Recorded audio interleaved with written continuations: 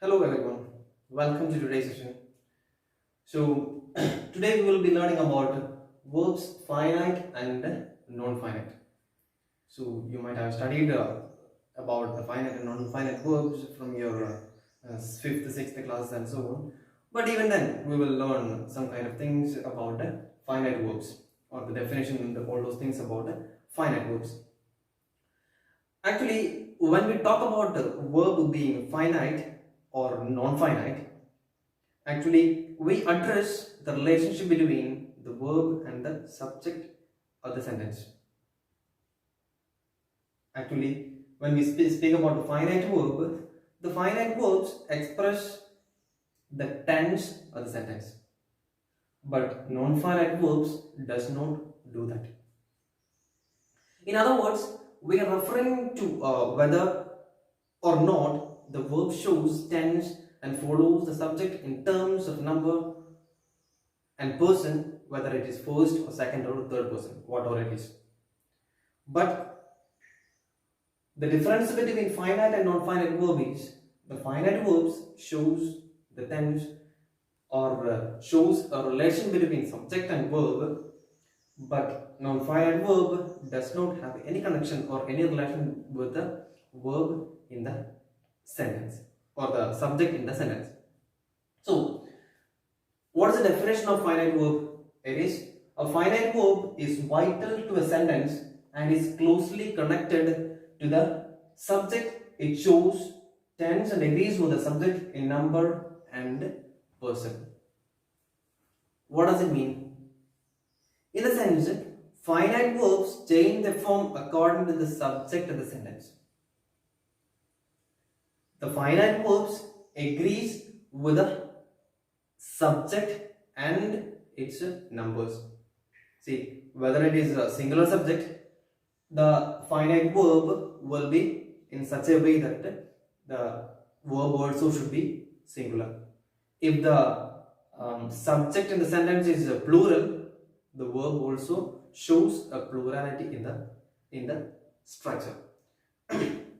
I will explain with one example. For example, he taught us how to make a pie chart. So here the word taught is the finite verb. It agrees with the subject in the sentence, that is the he. So we understand that it is a simple past tense. It is evidently seen from the sentence, or else it is evidently seen from the verb the sentence has, because it is a past form of the tense and we express the sentence express a simple past form. The second example is all about Srikanth teaches English to the students. So here the infinite verb is teaches. So actually the word teach, and we might wonder why there is an fs after teach. It is because the finite verb shows a relation between the subject and the verb, because the subject is singular and so it has to be teaches. So we can say that there is a relation between subject and verb in the sentence. So that is why the word teaches becomes the finite verb in the sentence. We can see that in the sentences above, the verb teaches functions as the finite verb. It shows tense and changes its form to agree with the subject in each case.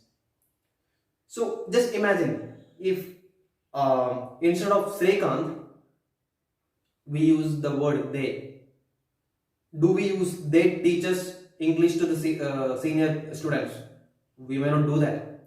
We will say they teach English to senior students, because there the word they is a plural subject and the verb also has to be plural. So this is all about finite verb, and we move on to see about non-finite verbs. What do you mean by non-finite verb? As I said in the beginning, these non-finite verbs won't show any relation with the subject. There is an example. We allowed them to enter the premise. So the underlined word to enter is the non-finite verb in the sentence. So there is also a finite verb, that is allowed. So we will talk about a non-finite verb in detail after seeing the definition of it. That is, non-finite verbs are not governed by subject of the sentence. As I said, there won't be any relation with the subject and the non-finite verb which the sentence has. And they do not show tense and do not agree with the subject in terms of number and person.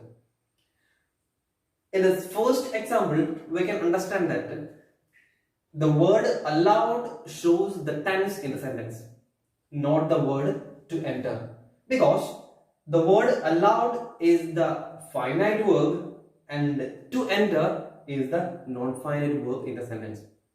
So it is evidently seen that the non-finite verb shows the tense in the sentence, not the non-finite verb. So as it is said in the definition, it won't show the tense and not agree with the subject. So there is no relation with the subject and the non-finite verb, as well as the non-finite verb won't show any relation or any tense. Then the finite verb does all those kind of things. And the second example, looking in both directions, he ran across the road.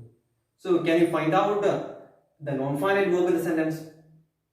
It is nothing but it is looking. Looking is the non-finite verb in the sentence, and the word ran is the finite verb in the sentence. So we can see that the word looking does not show any tense, or it is not showing any kind of relationship with the subject which it has. So I hope it is clear. So this is a brief idea about a finite verb and non-finite verb. So I hope you have understood the session, and thank you for watching this video.